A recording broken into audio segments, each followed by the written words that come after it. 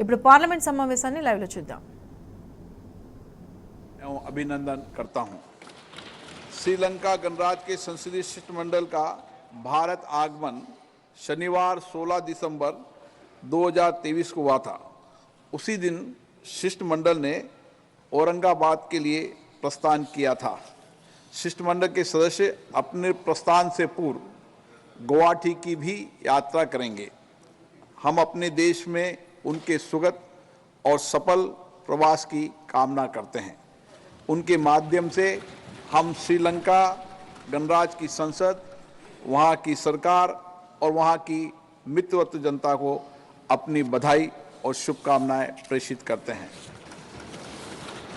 माननीय सदस्यगण, मैं सभा को कुवैत अमीर के निधन की सूचना देना चाहता हूँ।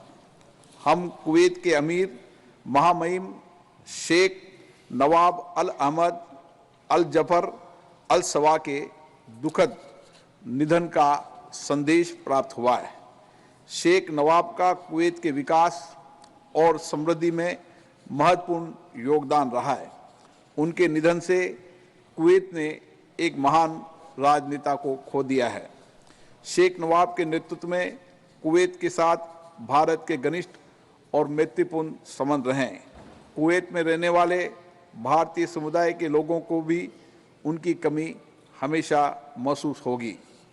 इस कठिन समय में ये सभा कुवैत के शासक परिवार, नेताओं और कुवैत के नागरिकों के साथ एकजुटता के साथ, संवेदना के साथ खड़ी है। अब सभा दिवंगत आत्मा की स्मृति में कुछ देर मौन रहेगी।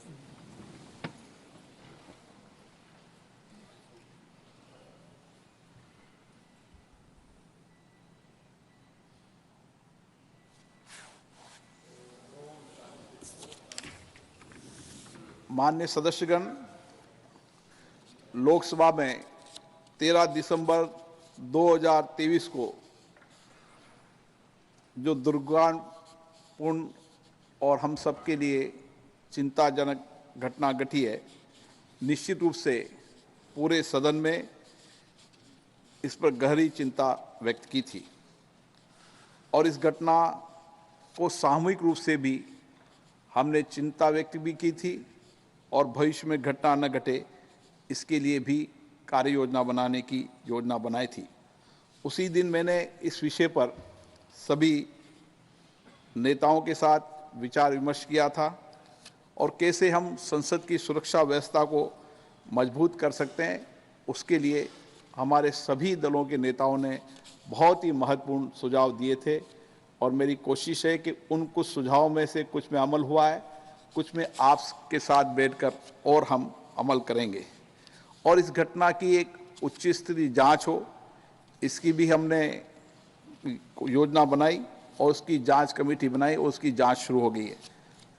पार्लियामेंट स्तर पर भी इसके लिए एक हाई पावर कमेटी बनाई है जो संसद परिसर में सुरक्षा के विभिन्न पहलुओं की समीक्षा करेगी और किस तरीके से हम संसद की सुरक्षा को बेहतर कर सकते हैं, इसके लिए आप सबके सुझावों पर एक ठोस कार्य योजना भी बनाएंगे ताकि हम भविष्य में किसी भी घटना का कोई घटना न घटे, उसके लिए हमारी सुरक्षा व्यवस्था व्यापक हो और सबके सहयोग से हो। आप सभी भली भांति अवगत है कि हमारे सदन में पूर्व में भी ऐसी घटनाएं कई बार हो चुकी है।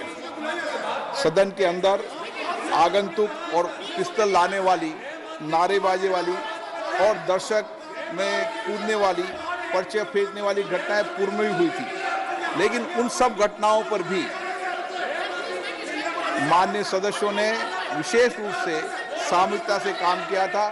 इस सदन में स्प्रे फेंकने जैसी घटना भी हुई, लेकिन हम सब ने ऐसी घटनाओं के विरोध में एक स्वर में एक साथ मिलकर दृढ़ संकल्प लिया था। आप सभी भली भांति परिचित हैं कि संसद की सुरक्षा का क्षेत्राधिकार संसद सचिवालय के अंतर्गत आता है, इसलिए सुरक्षा के विषय में जो भी कार्य योजना बनाएगी वह संसद बनाएगी, आपसे विचार विमर्श करके बनाएंगे और ठोस कार्य योजना बनाएंगे। पूर्व में भी ऐसी जब घटना घटी थी, जब तत्कालीन अध्यक्षों ने ही उस पर संज्ञान लिया था और उस घटना पर कार्रवाई की थी। ये दुर्भाग्यपूर्ण है कि हम इस घटनाओं को लेकर कुछ राजनीति कर रहे हैं। ये किसी भी तरह की राजनीति करने वाली घटनाएं नहीं है और इस घटना से कभी भी निलंबन जो माननीय सदस्यों है उस घटना से संबंध भी नहीं है। ये घटना अलग है और निलंबन का संबंध केवल संसद की गरिमा बनी रहे, उसकी प्रतिष्ठा बनी रहे, ये सबकी हमारी जिम्मेदारी है। मुझे दुख है, मैं कभी किसी माननीय सदस्य का निलंबन नहीं करना चाहता। मुझे बहुत व्यक्तिगत पीड़ा भी होती है कि जो मेरे माननीय सदस्य हैं उनका निलंबन करूं, लेकिन संसद की मर्यादा बनाए रखना, संसद की गरिमा बनाए रखना हम सबकी जिम्मेदारी है। विशेष रूप से आपकी भी उतनी जिम्मेदारी है और इसलिए संसद की परंपराओं परिपाटियों का श्रेष्ठ पालन हो। और जब नई संसद बनी थी तो हमने बैठकर सब दलों के नेताओं से चर्चा भी की थी कि हम तख्ती लेकर नहीं आएंगे, सदन की उच्च कोटि की गरिमा मर्यादा को बना के रखेंगे और किसी तरीके से हंगामा नहीं करेंगे। देश की जनता भी ऐसे आचरण को कतई पसंद नहीं करती है। इसलिए मेरा आपसे आग्रह है कि हम सब इस अपेक्षा के साथ कि ऐसी घटना न घटे और सदन के अंदर भी गरिमा बनी रहे, मर्यादा बनी रहे, ये हम सब की जिम्मेदारी है। और इसीलिए भविष्य में सदन की गरिमा सर्वोपरि है। लोकसभा अध्यक्ष के रूप में मेरा सदैव ये प्रयास रहा है कि सदन में सार्थक चर्चा हो, सकारात्मक चर्चा हो। सहमति असहमति हमारी लोकतंत्र की विशेषता है, लेकिन असहमति सकारात्मक हो और विरोध भी हो तो हम अपने शब्दों के अंदर विचारधारा के आधार पर विरोध करें। तख्तियां, नारेबाजी करना, बेल में आकर आसन के नजदीक आना, ये सदन की गरिमा के अनुकूल नहीं है और देश की जनता भी इसको पसंद नहीं करती। इसलिए हम सब देश की प्रतिष्ठा को बढ़ाने के लिए, लोकतंत्र को मजबूत करने के लिए और व्यापक चर्चा संवाद के साथ देश की जनता का कल्याण कर सके, अंतिम व्यक्ति के जीवन में परिवर्तन ला सकें, इसके लिए मैं आपका सहयोग चाहता हूं। मैं चाहता हूं इस सदन में जो इसकी गरिमा रही है, बड़ी बड़ी घटनाओं पर सार्थक चर्चा हुई, संवाद हुआ है। मैं आपसे ये निवेदन करना चाहता हूं, राष्ट्र के हित में अपने कर्तव्य निभाने के लिए निष्ठा रूप से मुझे सहयोग करेंगे।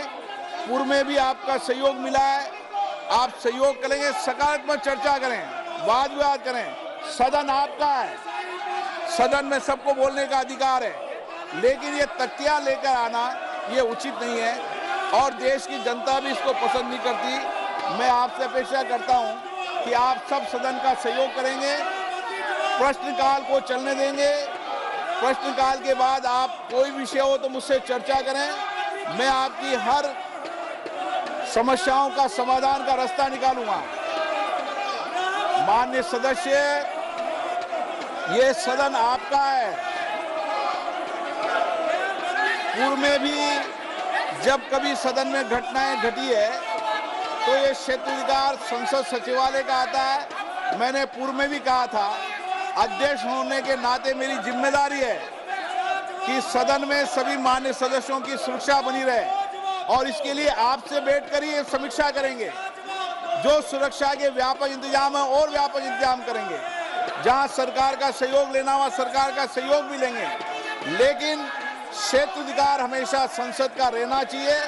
आप भी इस मत के होंगे और इसलिए जो कुछ भी जिम्मेदारी है वो मेरी है, संसद सचिवालय की है। आपके हर चिंता का समाधान हम निकालेंगे। माननीय सदस्य प्लीज आसन पे विराजे। मैं आपकी चिंताओं को समझता हूं, लेकिन ये चिंता सबकी है।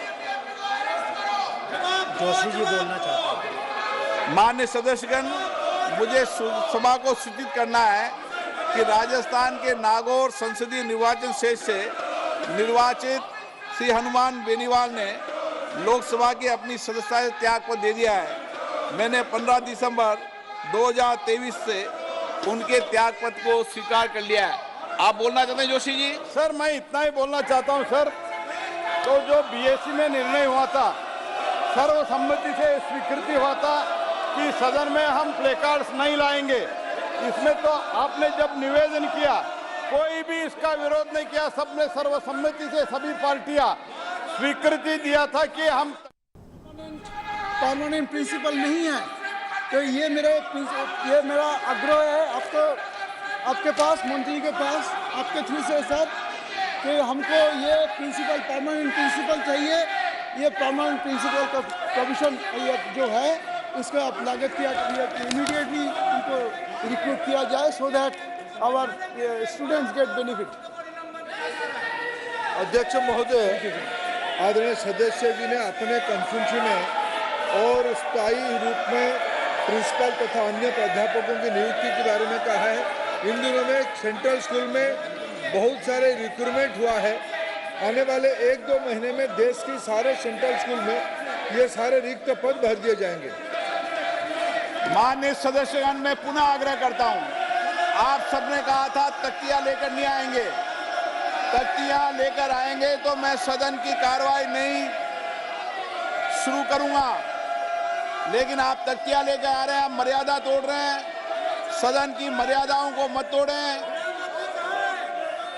सदन जब भी चलेगा जब तख्तियां लेकर नहीं आएंगे।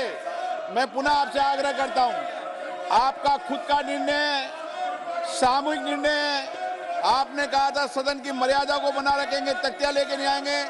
नो, सदन की कार्रवाई आज 12 बजे तक के लिए स्थगित की जाती है।